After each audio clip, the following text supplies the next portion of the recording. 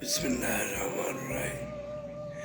پیارے دوستو، اسلام کے راستے پہ چلنے کے لیے اگر ہم 4 خلفاء راشدین کی جو عادتیں ہیں وہ اپنا لیں تو ہم کامیاب ہو سکتے ہیں۔ حضرت ابوبکر صدیق رضی اللہ تعالیٰ عنہ، ان کی صحابت،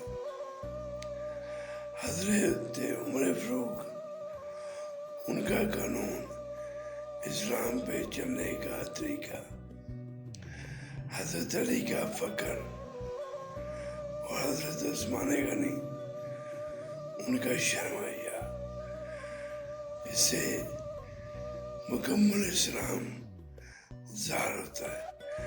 ہم سب کو اس پہ چلنے کی اللہ توفیق دے اور کامیاب کرے۔